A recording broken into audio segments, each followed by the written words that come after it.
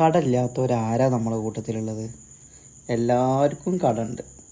അള്ളാഹു എല്ലാവരുടെയും കടബാധ്യത തീർക്കാൻ ഏറ്റവും നല്ല മാർഗം പടച്ച റബ്ബ് തുറന്നു തരട്ടെ ഇൻഷാ അല്ലാഹ്. ആമീൻ.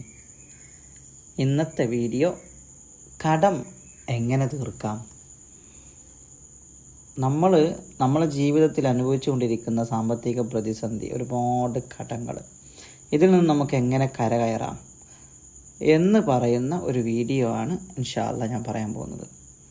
നമ്മുടെ ജീവിതത്തിൽ, നമ്മുടെ നിത്യജീവിതത്തിൽ തന്നെ പലപ്പോഴായിട്ട് നമ്മൾ കാണാറുണ്ട്, ചില സമയത്ത് നമ്മുടെ കയ്യിൽ ഒന്നും ഉണ്ടാവില്ല എടുക്കാൻ, അല്ലേ?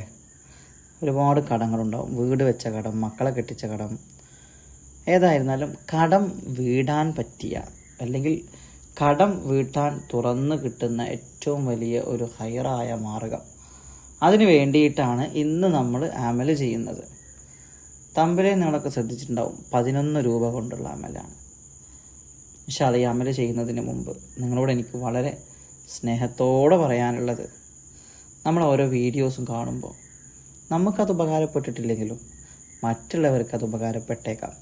അതുകൊണ്ട് ഷെയർ ചെയ്യുക, ലൈക്ക് ചെയ്യുക, നമ്മുടെ ചാനൽ സബ്സ്ക്രൈബ് ചെയ്യുക ഇൻഷാ അല്ലാഹ്.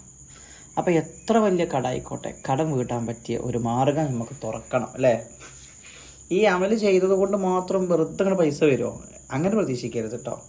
ഈ അമലാണ്ട് ചെയ്ത് വെച്ചിട്ട് ഇങ്ങനെ ഇരിക്കുക കുറച്ച് ദിവസം, ഇപ്പോൾ വരും പൈസ, എവിടെയെങ്കിലും ഇപ്പോൾ വരും പൈസ എന്ന് എഴുതിയിട്ട് ഇരുന്നാൽ ശരിയാവുമോ?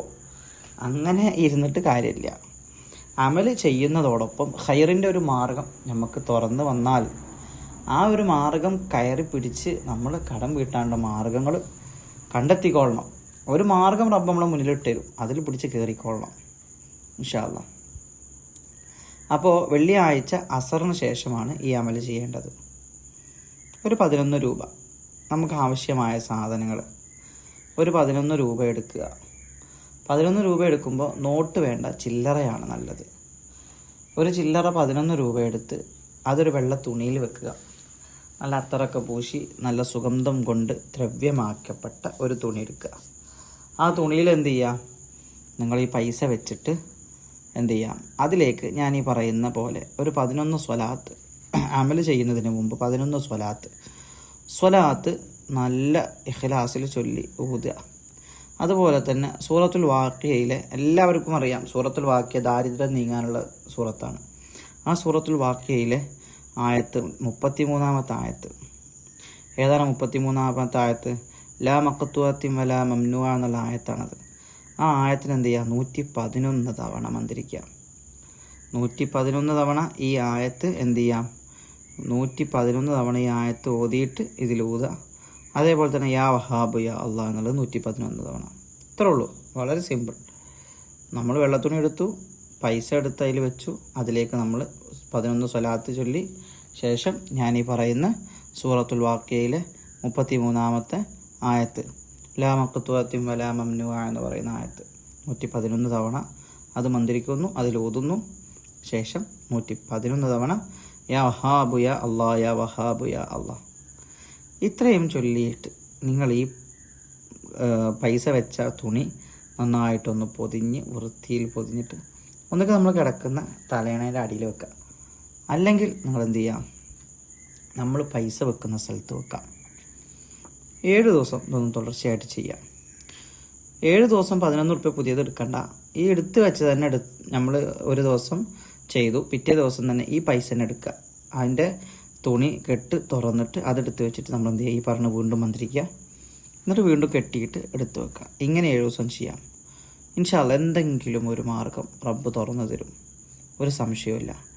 7 ദിവസം കഴിഞ്ഞതിന് ശേഷം ഈ പണം ആർക്കെങ്കിലും സ്വതക്ക കൊടുക്കുക.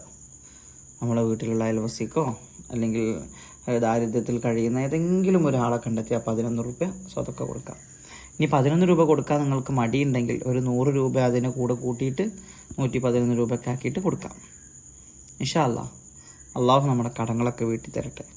വീഡിയോ കാണുന്നവരൊക്കെ ഷെയർ ചെയ്യുക കേട്ടോ. ഇൻഷാ അല്ലാഹ്. ബുധൻ വ്യാഴം വീട്ടിലുണ്ടാകും.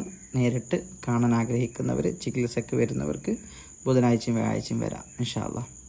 ദുആ ചെയ്യണേ ഇൻഷാ അല്ലാഹ്. ഇന്ന് വൈകുന്നേരം നല്ല ഒരു എൻ്റെ അടുത്ത് ചികിത്സക്ക് വന്ന എൻ്റെ അടുത്ത് വന്ന ഒരു ടീം എന്നോട് പറഞ്ഞ ഒരു അനുഭവം ഞാൻ നിങ്ങളോട് പങ്കുവെക്കും. ഇൻഷാ അല്ലാഹ് അതൊരു വല്ലാത്തൊരു കഥയാണത്. നമ്മുടെ ഒരു ഉമ്മ ഒരു മകളുടെ ജീവിതം തകർത്തത് കേട്ടതാണ് നിങ്ങളൊക്കെ. എന്നതുപോലെ തന്നെ ഒരു കേൾക്കാത്ത ഒരു സംഭവം. ഇൻഷാ അല്ലാഹ് ഞാൻ എന്താകുന്നില്ല, ആ സസ്പെൻസ് പൊട്ടിക്കണില്ല. വൈകുന്നേരം ഇൻഷാ അല്ലാഹ് പറയും. വീഡിയോ വരും, എല്ലാവരും കാത്തിരിക്കുക. അസ്സലാമു അലൈക്കും വറഹ്മത്തുള്ളാഹി തആല വബറകാതുഹു.